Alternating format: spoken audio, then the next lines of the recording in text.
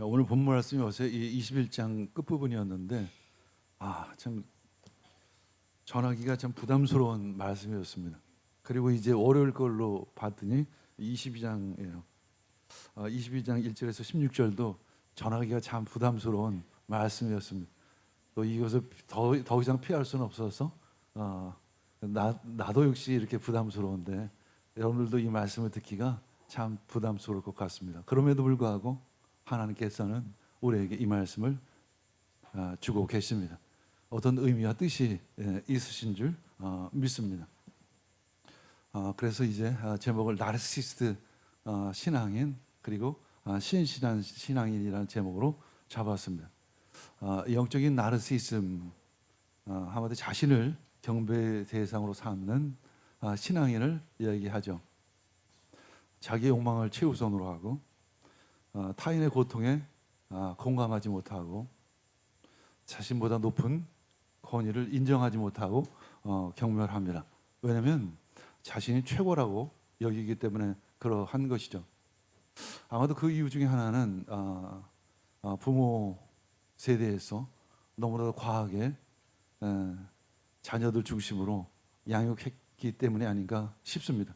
그래서 이것이 사회적인 어떤 풍조 흐름으로 가고 있기 때문에 내가 나 중심적인지조차 잘 알지를 못하죠. 뭐 당연한 것이죠. 그렇게 느낍니다. 그래서 신앙 자체도 예수 하나님 믿는 것 자체도 하나님을 마치 도구로 삼으면서도 그것을 자기가 인지하지 못하게 됩니다. 그래서 에스겔서 22장 1, 2절 읽겠습니다. 주님께서 나에게 말씀하셨다. 사람아 너는 저 피의 도성을 심판하려느냐 기어이 심판하려느냐 그러면 저 도성이 저지른 모든 역겨운 일을 저 도성에게 알려주어라. 예루살렘 그것은 거룩한 성, 그 안에는 성전이 있고 그 안에서 하나님을 예배하고 찬양하는 장소가 있습니다. 예루살렘 성전은 하나님의 임재의 상징이죠. 근데 그곳이 예루살렘이 피의 도성이 되었습니다. 우리 서울은 어떠할까요? 거의 피의 도성이죠. 기어이 심판하려냐. 그러면 저 도성이 저지른 모든 역겨운 일을 저 도성에게 알려줘라. 이렇게 하나님은 에스겔을 통해서 오늘 말씀은 이제 구체적으로 아주 상세하게 하나씩 하나씩을 그 죄악을 전하고 있습니다. 한마디로 가나안의 문화이죠. 가나안의 문화입니다. 아주 세상 문화의 대표이죠. 상징이죠. 가나안 문화는 자신을 섬김으로 시작이 돼요. 우상을 섬긴다는 것은 자기를 섬기는 것입니다. 그래서 이 현대인의 그 나르시스트 신앙, 이것은 참 하나님 보시기에 참 역겨운 일입니다. 그러면서 하나님은 에스겔에게 말씀하시죠. 알려주어라라는 거예요. 알려줘. 왜 알려줘야 할까요? 잘 모르기 때문에, 잘 느끼지 못하기 때문에 깨우쳐 주라는 것입니다. 뭐 다 그러니까, 그렇죠? 거의 대부분이 그러하니까 한국 크리스찬들 거의 그렇다 볼 수 있겠죠. 3절 읽겠습니다. 또 말하며 너는 정하여라. 나 주 하나님이 이렇게 말한다. 자기 가운데 피를 흘려서 심판을 받을 때를 스스로 재촉하고 우상들을 만들어 자기를 더럽히는 도성아. 한마디로 역겨운 신앙이죠. 역겨운 신앙. 하나님은 계속해서 말씀하십니다. 우상을 섬기려면 그냥 우상을 섬기고 하나님을 섬기려면 그냥 하나님을 섬겨라 이 얘기야. 그러나 섞어는 섬기지 말라 이렇게 분명하게 말씀하십니다.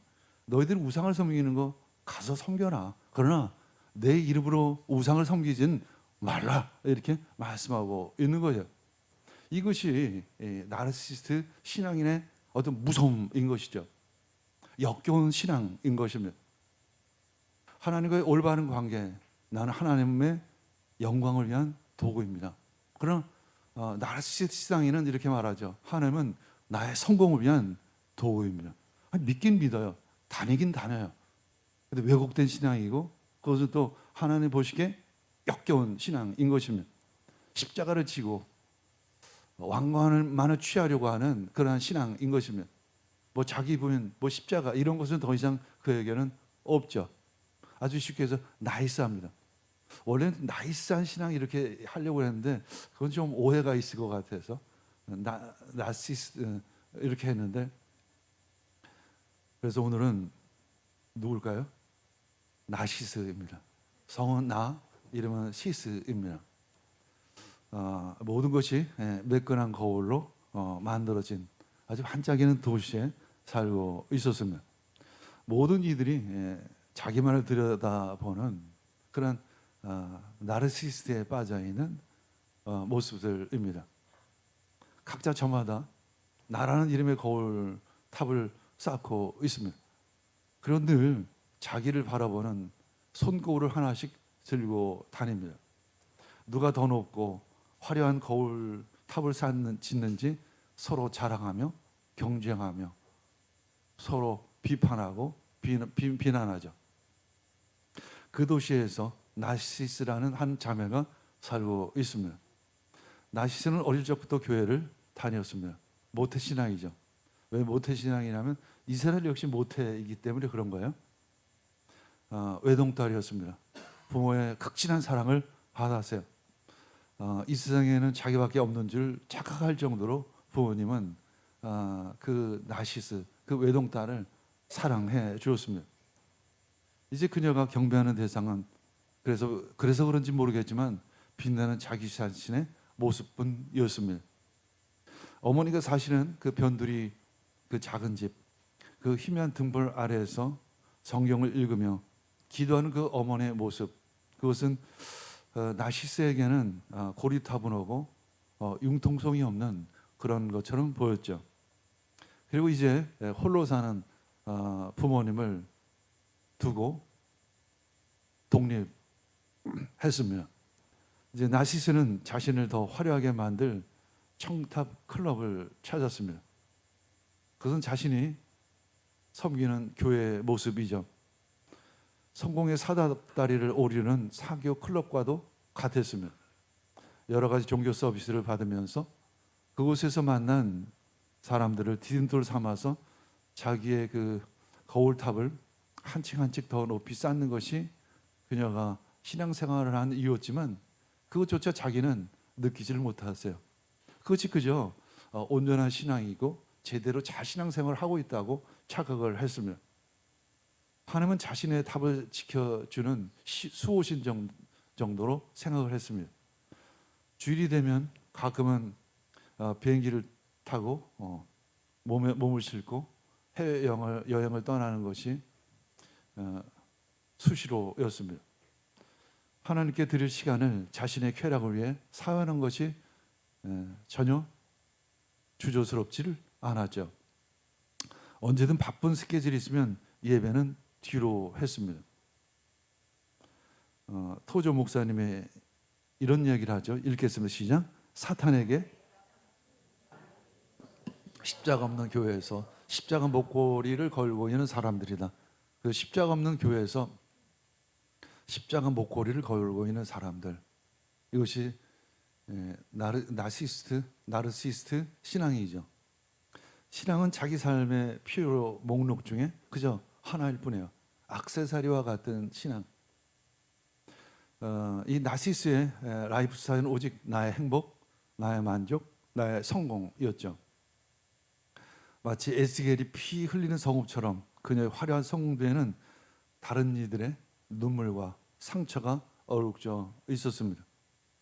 회사에서는 아주 잘 나가는 아주 승진이 빠른 자매였었습니다. 동료의 좋은 아이들을 가로채 자신의 신양 꾸미기도 했죠. 자신 그 다른 사람 잘 나가는 그 동료 직원들을 비난하고 옆에서 몰래 뒷담화를 치기도 했습니다. 밤이 되면 익명이라는 망토를 쓰고 가지도진 댓글로 사람들의 상처를 입힙니다. 동료들에게는 신앙의 지식으로 수시로 비판의 화살을 쏟아붓죠. 마치 자기가 굉장히 도덕적인 사람인 것처럼 착각을 하고 있습니다. 4절 읽겠습니다. 네가 흘린 피 때문에 네가 내게 죄가 있고 내가 만든 우상들 때문에 내가 더러워졌으니 내 마지막 날을 내가 재촉하였고 내 마지막 해도 내가 앞당겼다. 그러므로 내가 너를 문민족에게 조롱거리로 넘겨주며 모든 나라에게 비웃음거리로 넘겨주겠다. 마지막 날이 가까울 것이라는 것입니다. 너에게 허락된 그렇게 양다리 걸치면서 신앙생활을 할 수 있는 그 마지막 때도 얼마 남지 않았다라고 이야기하고 있습니다. 또 최종적인 심판의 때가 가까이 오고 있다는 것입니다. 그때 그럴 수 있는 네가 세상 사람들의 조롱거리가 될 것이죠. 그러므로 내가 너를 문민족에게 조롱거리로 넘겨주며, 여기서 문민족은 바로 이방 사람들을 얘기하여 하나님을 믿지 않는 사람들을 얘기하고 있습니다. 그래서 모든 나라에게 비웃음거리로 넘겨주겠다. 왜 그럴까요? 이야기는 이제 이스라엘 백성들을 바벨론 포로로 끌려간 그 이유에 대해서 이야기하는 것이죠. 왜 너희들을 바벨론 포로로 끌려가는지 알겠느냐. 그러면서 그 바벨론을 이렇게 에스겔서에는 말하죠. 민족들의 광야다 이렇게 얘기합니다. 민족들의 광야. 광야에서 다시 한번 훈련받고 다시 한번 하나님이 누구인지를 알게 하기 위해서 이방 민족 안에서 섞여서 한번 살아봐라. 너희들이 그렇게 한번 신앙생활을 한번 해봐라. 그러면서 기회가 되면 네가 진짜 남은 자라고 하면 다시 회복되어져서 하나님을 찾고 하나님을 알고 그래서 진정 하나님을 예배하게 될 것이다. 이렇게 말씀하고 있습니다. 그러던 어느 날 이제 나시스의 성공을 진급을 축하하는 파티가 화려하게 열렸습니다. 술잔이 오고 하던 중에 믿지 않는 동료 한 사람이 등장했습니다. 나시스의 그 거울탑을 가리키며 이 나시스의 탑은 참 높고 멋지군요. 하지만 그 그림자 속에는 다른 사람들의 시음소리가 들리네요. 당신이 매주 찾아간다는 그 교회, 그 신은 그림자에 대해서 그 거울탑의 그림자에 대해서는 아무 말도 없던가요? 나시스의 얼굴은 새빨개 달아올랐습니다. 사람들의 시선이 비수처럼 그의 얼굴을, 그의 눈을 가리켰습니다. 그는 처음으로 자신의 빛나는 거울에 금이 가리는 소리를 들었습니다. 모든 것이 무너지는 듯한 느낌이 들었죠. 그래도 그녀는 그 한마디에 움쩍달싹 할 사람은 아니었습니다. 그런 혼란스러운 마음으로 집에 돌아온 나시스에게 한 통의 전화가 옵니다. 어머니가 응급실로 응급실로 가셨다는 전화를 받습니다. 늘 자신을 위해 기도하시던 그 어머니가 위독하시다는 메시지였습니다. 병원으로 달려갔습니다. 그러나 어머니는 이미 이 세상 사람이 아니었죠. 이제 나시스는 유품을 정리하던 중에 그 어머니의 낡은 성경책 속에서 편지 한 장을 발견합니다. 그 편지 내용은 이러했죠. 사랑하는 내 딸아, 이 세상에서 가장 높은 탑이 아니라 하나님의 따뜻한 집으로 돌아오너라. 하나님은 언제나 그곳에서 너를 기다리고 있단다.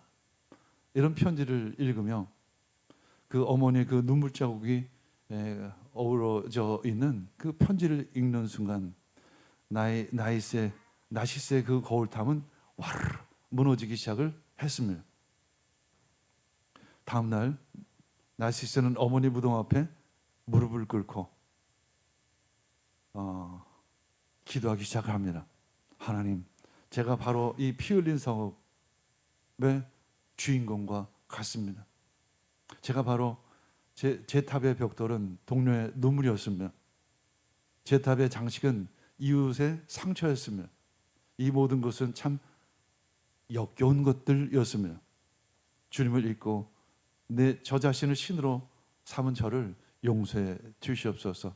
그렇게 간절히 기도하기 시작을 했습니다. 그것 자체가 참 은혜이죠. 나시스가 한참 울고 있을 때 따스한 햇살 한 줄기가 그녀의 어깨를 비췄습니다. 괜찮다. 내가 너를 오래도록 기다리고 있었단다. 내가 너를 정결하기 위해서 지금까지 너를 이끌었고 인도했단다. 네가 나의 음성을 듣게 되었다니 내가 참 기쁘고 기쁘단다. 이런 메시지가 들려오는 듯 했습니다. 나시스에는 더 이상 이 거울탑을 쌓는 것을 내려놓고 이제 진정 자신을 돌아보는 기회로 삼고 새로운 출발, 새로운 신앙을 시작을 했습니다. 시편 51편 17절 읽겠습니다. 하나님께서 원하시는 재물은 찢겨진 심령입니다. 오 하나님, 주는 찢겨지고 짓밟힌 마음을 멸시하지 않으십니다. 그렇습니다. 사실은 이런 에스겔서의 말씀, 22장 말씀 같은 이런 말씀들은 참 듣기가 거북하고 힘든 말씀의 사실입니다. 그럼에도 불구하고 성경에 이런 말씀들이 참 많이 있어요. 회개하라, 돌이키라, 너의 잘못된 신앙의 모습을 거울로 비춰봐라. 이런 메시지가 자주 있습니다. 오늘 주님 앞에 나아가시기를 원합니다. 정결한 마음 주시옵소서. 저희들의 찢겨진 심령 다시 잡아 주시옵소서. 주님 정결케 하여 주시고 성령의 충만함으로 더하여 주시옵소서. 그래서 온전한 신앙으로 회복시켜 주시옵소서. 이렇게 기도하며 찬양하시길 원합니다.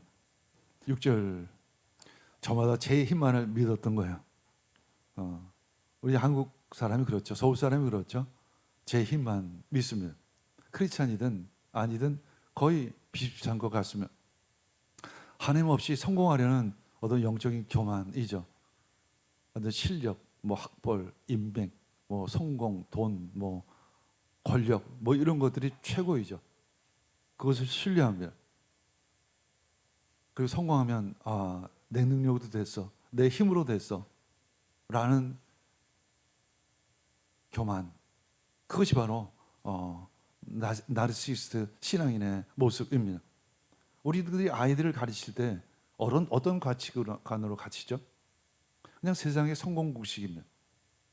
좋은 학원, 좋은 과외, 그래서 좋은 대학 가고 또 좋은 직장에 취업하고 그것이 세상 사람들이랑 다를 바가 별로 없어요. 사실은 비슷합니다. 나는 내 신앙은 도대체 어떠할까? 주일날 예배 드릴 때는 다 거룩하죠. 다 멋지죠.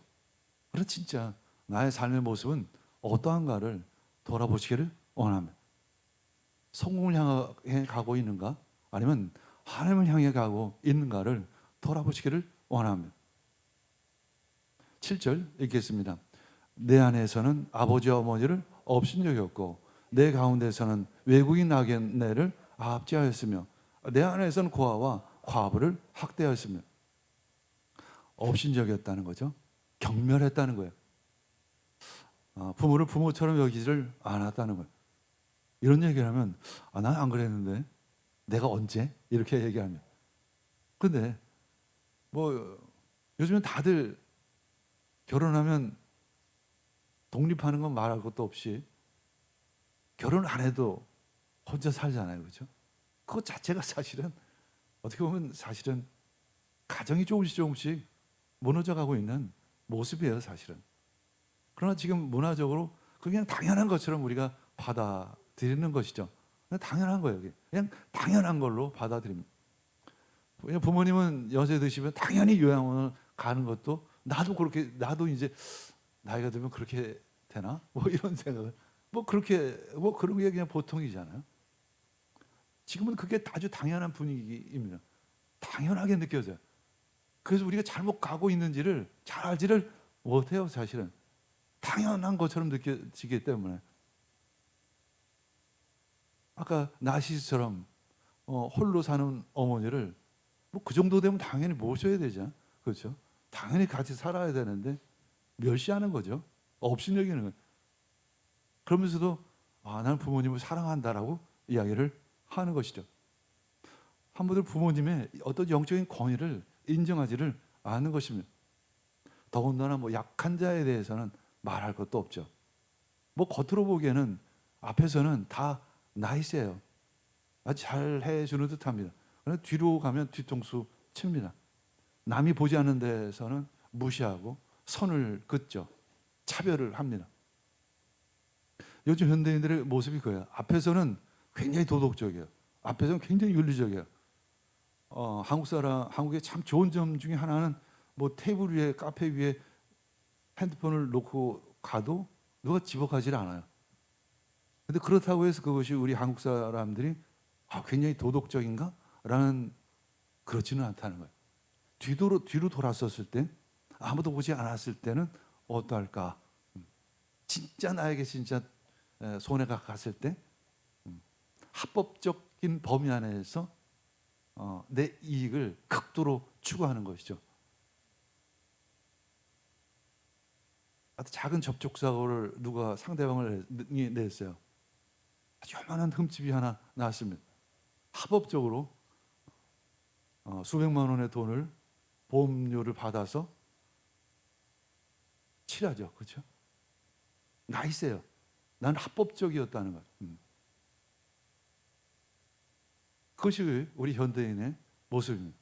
그리고 그것을 당연하게 여깁니다. 우리 옛날에 좀 안 그랬던 것 같아요. 뭐 그래더라도 내가 그냥 매니큐어 바르죠. 저도 늘 뭐 매니큐어 바르면 돼. 괜찮아요. 이 정도는 매니큐어 바르면 되죠. 근데 그거 하나를 계기로 삼아서 그냥 완전히 색을 다시 칠해요. 그 우리들의 모습이죠. 8절 읽겠으면 너는 내가 거룩하게 구별하는 것들을 업신여겼고 나의 안식일을 더럽혔으며. 굉장히 예면은 의무사항이고 그리고 남은 시간 충분히 즐기자 섞는 거죠. 사실은 물론 우리가 너무 율법적으로 주일날은 뭐 물건 사면 안 돼 뭐 이렇게까지 가기는 부담스럽지만 그러나 그 정신만은 그 주일에 그 본질만은 지키자라는 것입니다. 주일은 온전히 최소한 온전히 하루 종일 하나님을 생각하자라는 것입니다. 온전히 하나님만을 투자라는 모든 일을 좀 내려놓고 모든 생각을 내려놓고 하나님께 집중하자라는 것입니다. 9절 읽겠습니다. 내 안에는 남을 헐뜯어서 사람을 죽게 하는 자들이 있고 내 안에 산 위에 산당에서 재물을 먹는 자들이 있으며 내 가운데는 음란한 일을 하는 자들이 있다라는 것입니다. 말로 사람을 죽이는 죄. 요즘엔 인터넷 댓글이죠. 인터넷 댓글로 이제 보이지 않는 숨어서 누군가를 비방하고 비판합니다. 거짓 증언하고 중상모략을 합니다. 요즘 가짜 뉴스가 너무 판이 쳐서 도대체 어떻게 진짜고 어떻게 가짜인지가 구별이 잘 안 돼요. 그렇죠? 그리고 영적인 타락을 이야기하고 있습니다. 사이버 음란 그리고 음란물 중독 뭐 이런 것들 사이버에서 음란물 보는 거는 뭐 나 혼자 보는 것이니까 괜찮지 않을까 그냥 눈으로만 잠시 보는 거니까 괜찮지 않나. 근데 요새는 또 한번 보기 시작하면 그런 것들 비슷한 것들이 계속 올라오잖아요. 그게 중독으로 빠질 수밖에 없는 것이죠. 자, 12절에서 13절 읽겠습니다. 내 안에서는 사람들이 뇌물을 받고 넌 변리와 이자를 받았고 너는 내 이웃을 등쳐서 재물을 모았으며 너는 나를 잊었다. 나 주 하나님의 말이다. 보아라, 내가 불의하게 얻은 이득과 내 가운데에서 일어난 사욕을 보고 내가 분개하며 손뼉을 쳤다. 다른 사람을 등치는 것은 바로 사욕이라고 이야기합니다. 사욕이라 얘기하고 있습니다. 내가 분개해서 좋아서 손뼉을 친 것이 아니라 하나님의 자신의 감정을 손뼉을 치는 것으로 드러냈다는 것입니다. 우리는 돌아봐야 하는 것이죠. 나의 경제 생활이 성경적인가? 우리는 돌아봐야 하는 것이죠. 하나님은 우리들의 은행 계좌를 늘 지켜보고 계십니다. 하는 우리들의 돈을 벌고 또 돈을 쓰는 것을 눈여겨 지켜보고 있습니다. 어떤 회계사가 이야기를 하더라고요. 돈의 흐름을 보면 그 사람이 어떤 사람인지를 금방 알 수 있대요. 회계사도 그렇게 얘기해요. 그래서 그 검사가 이제 죄인을 잡을 때 그 통장을 보면 돈의 흐름을 보면 금방 이 죄를 찾을 수가 있다는 거예요. 하물며 하나님은 우리 돈의 흐름을 보고 우리들의 신앙을 판단하게 될 것입니다. 우리의 돈의 흐름을 신실하게 거룩하게 하시기를 원합니다. 돈의 흐름이 성경적이시기를 원합니다. 15에서 16절 읽겠습니다. 내가 너를 문민족 속에 흩어버리고 여러 나라에 헤쳐놓아서 너에게서 더러운 것을 없애버릴 것이다. 네가 너의 자신 때문에 문민족이 보는 앞에서 더럽혀지고 그제서야 너는 내가 주인 줄을 알게 될 것이다. 하나님께서 이렇게 심판하시는 이유는 도대체 무엇일까라는 질문입니다. 에스겔서를 통해서 한 가지 깨닫게 되는 것은 알곡과 가라지를 나누시기 위함이라는 것입니다.